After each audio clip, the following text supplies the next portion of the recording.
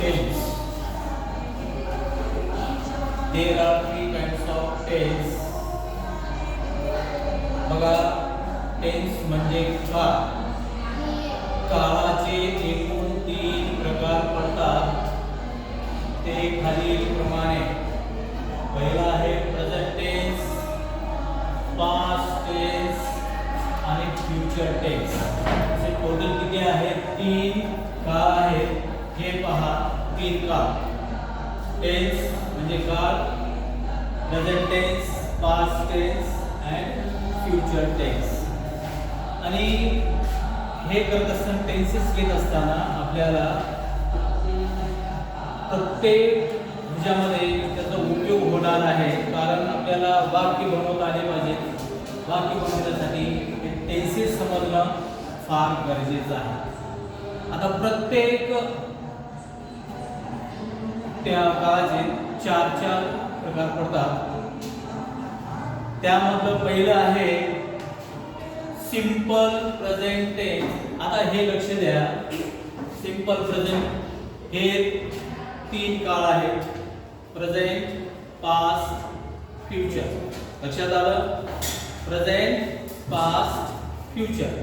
आता ह्याचे प्रेझेंटचे 4 कुठले? Simple present tense, continuous present tense, perfect present tense आणि परफेक्ट कंटिन्युअस प्रेझेंट टेन्स. लक्षात आलं? Present tense, past tense, future tense हे मेन 3.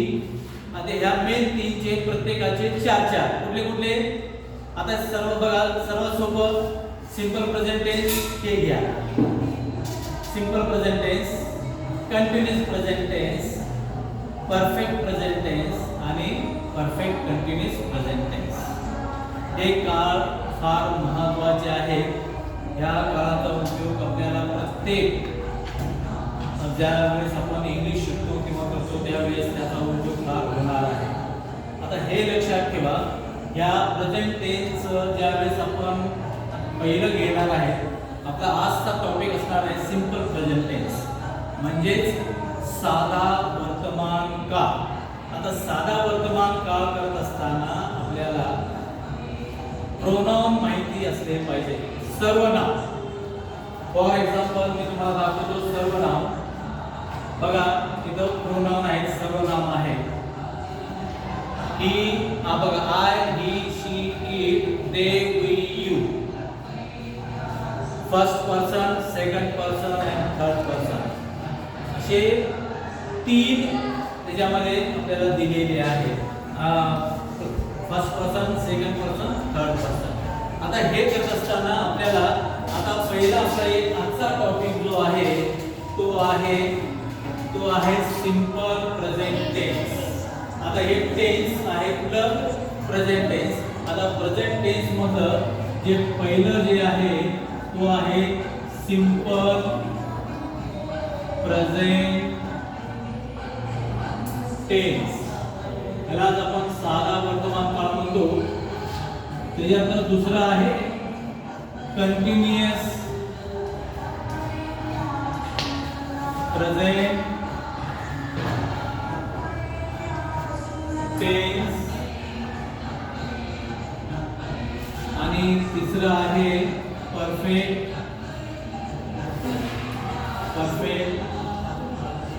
प्रेझेंट टेन्स आणि चौथा आहे परफेक्ट कंटिन्युअस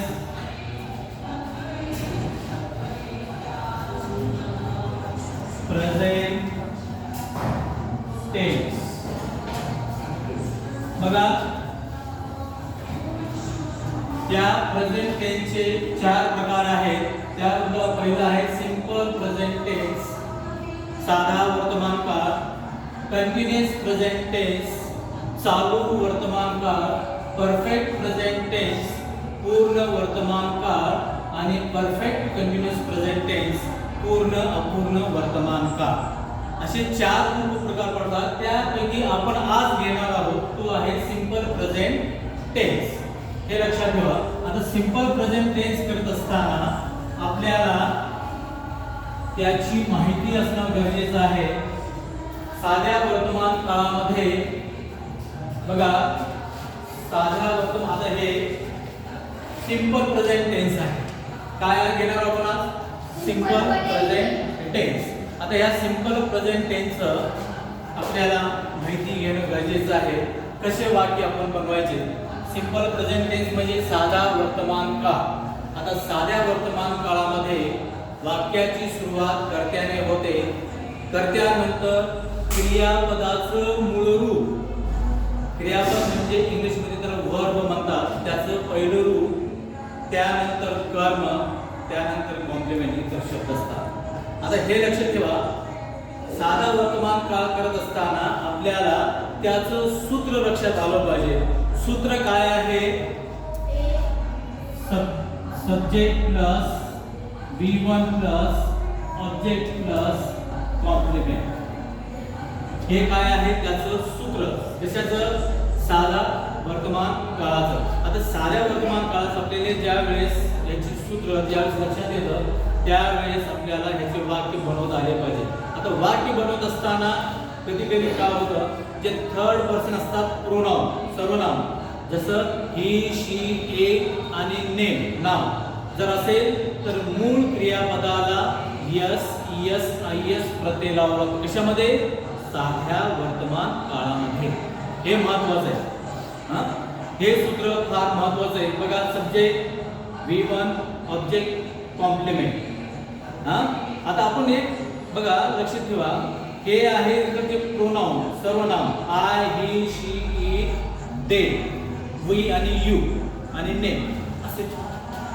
ज्या वेळेस थर्ड पर्सन, तिसरा व्यक्ती, ही, शी, इट आणि नेम जर असेल तर मूळ क्रियापदाला साध्या वर्तमान काळामध्ये यस, ईएस आणि आयएस प्रत्यय लागतात. आता लक्षात ठेवा, सब्जेक्ट म्हणजे आपण ज्या वेळेस कर्ता घेतो, आय. सब्जेक्ट म्हणजे ज्यावेळेस आपण कर्ता घेतलं, आय. आता हे लक्षात ठेवा, मूळ क्रियापद आहे play, V1, PLAY, play. I play. बघा, आय प्ले क्रिकेट, CRICKET.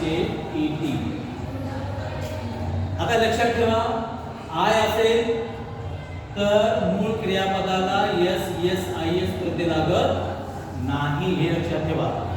कुठे लागतं? बघा, हे असेल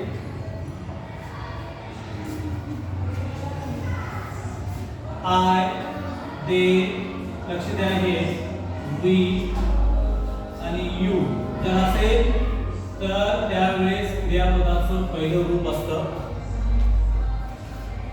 ही, शी, इट आणि नेम. नाव असेल तर मूळ क्रियापद जे असतं V1 असतं, त्याला काय प्रत्यय लागतं? यस, ईएस किंवा आयएस हे प्रत्यय लागतं. लक्षात ठेवा. हे वाक्य आपण इथे दिलेलं आहे, आय प्ले क्रिकेट. बरोबर आहे? आय तिथे काय ठेवलं आपण? क्रियापदाचं पहिलं रूप, त्यानंतर ऑब्जेक्ट कर. लक्षात आलं? आता समजा आता आपण इथे ही घेतलं, ही घेतल्यानंतर आपल्याला काय येते? मूळ क्रियापद आपण घेतलेलं आहे. कुठलं? PLAY. आता इथे ईएस लागतो प्रत्यय. साध्या वर्तमान काळामध्ये जे थर्ड पर्सन असतात, ही, शी, इट आणि नेम असे मूळ क्रियापदाला काय लागतं? प्रत्यय यस, ईएस प्रत्यय लागतं. He plays cricket. त्यानंतर शी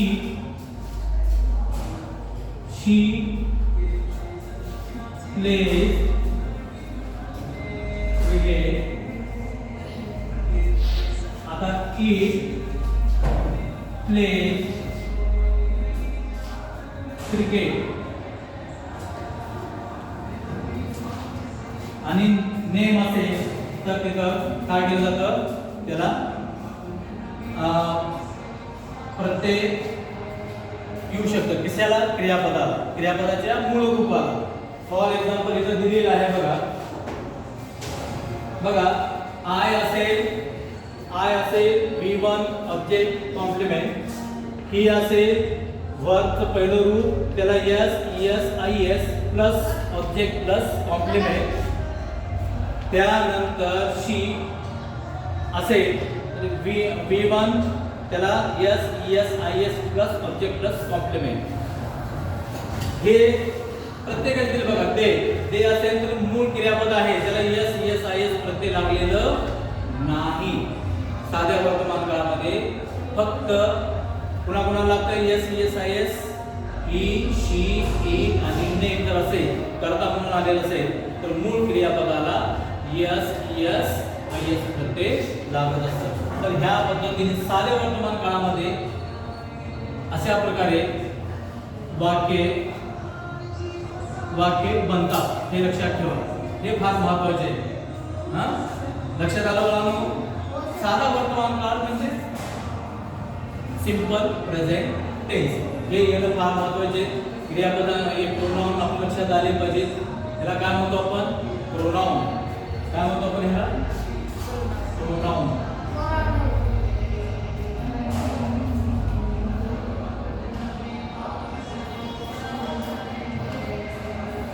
प्रोनाउन सर्वनाम म्हणतात त्याला.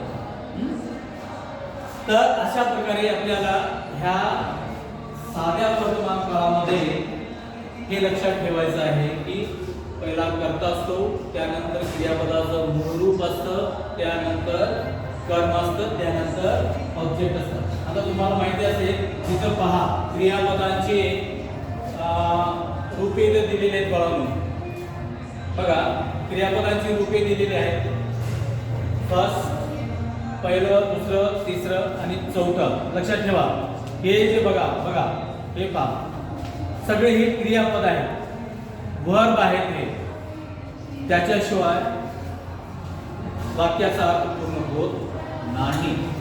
हे फार महत्त्वाचं आहे आणि आपल्याला ह्याचं महत्त्व प्रत्येक टेन्समध्ये आपल्याला येतं आणि ज्यांना काळ समजतं. आता तुम्हाला आता सांगितलेलं आहे मी हे जे simple present tense, continuous, perfect continuous present tense. आज आपण कुठलं घेतो? Simple present tense. त्याची माहिती, त्याचं सूत्र सगळं काही आपण पाठ करणं गरजेचं आहे आणि आपण जास्तीत जास्त वाक्य बनवू शकतो. हे वाक्य अति महत्त्वाचे आहे त्याच्यासाठी, ते आपण केलं पाहिजे. सोपे आहे. त्याचं सूत्र लक्षात आलं की आपण सहजासहजी वाक्य बनवतो. बघा I play cricket, me cricket खेळतो.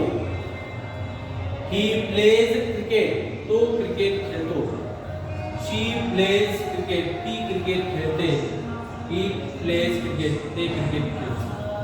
असे अनेक बघा लक्ष द्या. असं आपल्याला साध्या वर्तमान काळामध्ये आपल्याला हे वाक्य बनवावे लागतात आणि येऊ शकतात.